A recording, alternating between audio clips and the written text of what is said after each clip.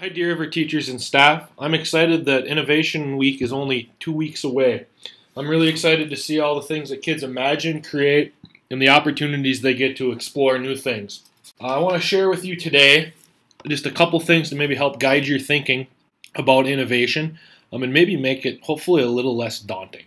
Anytime we talk about innovation, I think of a quote from Matt Miller that says, to be innovative, you don't have to be a genius, you just have to try something new. But sometimes trying something new or coming up with something new, that can be hard. And so I'm going to provide a couple frameworks that can help guide your thinking about that. Before I do that, I want to talk just a little bit about a book that I just finished reading and some takeaways. The book was called Brick by Brick by David Robinson, and it's really about Lego and how Lego innovates and what their sort of creative process is, or the sort of the meat of the book starts in the mid-1990s.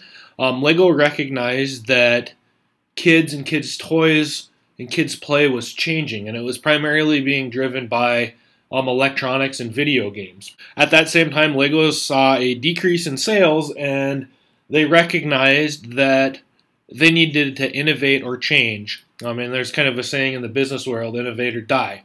So change with the times. And so Lego recognized that. And they launched an ambitious innovation program in the late 1990s. By 2003, Lego had almost gone bankrupt, primarily because of this innovation strategy or program that they launched, because they were pouring so many resources into new things. And so this is a bit of a cautionary tale, but there is also some things in this book, really a case study. This is a case study of that. And Lego has recovered nicely now. Beginning in 2004, they changed management in a response to being almost bankrupt. They changed how they innovated. And one of the big takeaways was that they had to identify what kind of innovation it was that they were trying. And then also they put parameters around their innovation process. And I'll talk a little bit more about that later. But essentially they said, we're going to innovate, but we're going to innovate within some constraints. Lego's identification, and I think this is good, and I think it's a good way to think about innovation, is how are we innovating? And there's sort of three different types of innovation. One is adjustments to something that's already existing. The second one is reconfiguration, so taking a couple things that exist, processes or products, and recombining them in maybe a different way to create something new.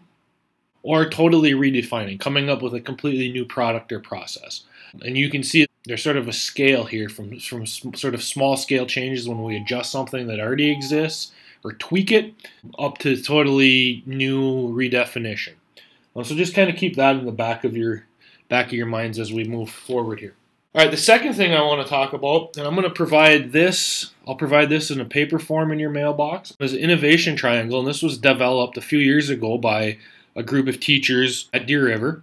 We really kind of put a new spin on some definitions and some work by Sir Ken Robinson. But you can see at the base of the triangle is to imagine or imagination. And you really have to have that as a foundation.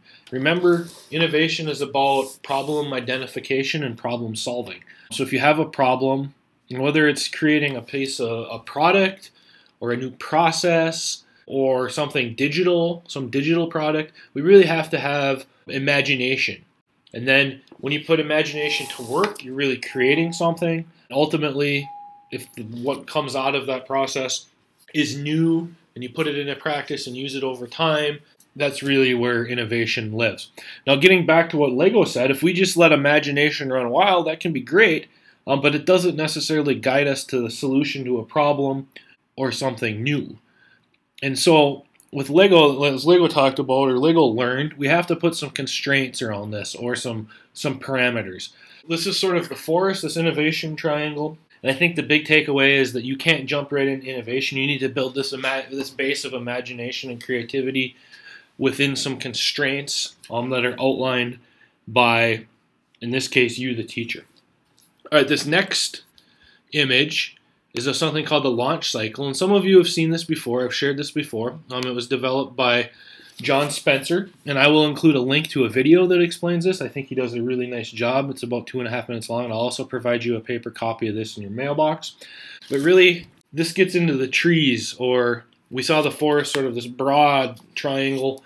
This really gets into the nitty-gritty of how do we, or at least one way that works well for students to innovate or be creative. And the first part of it is just to look, listen, and learn, and that really goes along with asking questions. And this really helps define the scope of the project or what the problem is, and helps students to better understand it as we work sort of in this quadrant here.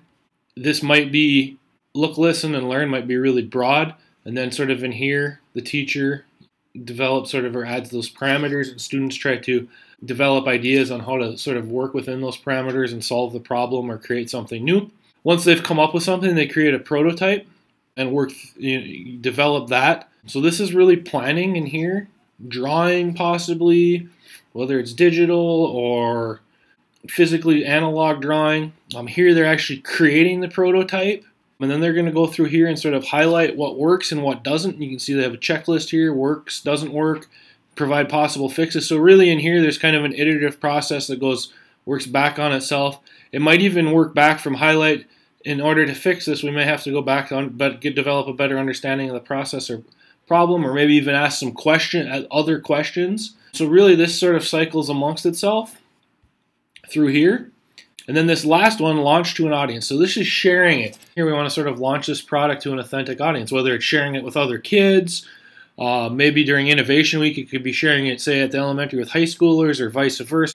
It's probably recording it and sharing it out to some sort of platform like YouTube or Instagram or multiple audiences that could appreciate it and provide feedback. And then they may go through this process again based on feedback and create a new prototype until we've developed a product that solves the problem that's been identified. And it's only then, after doing that, that it might be really considered innovative. Thank you for your attention, and I look forward to working with you and your students as we get into Innovation Week and seeing all the great and sort of wonderful things that kids come up with.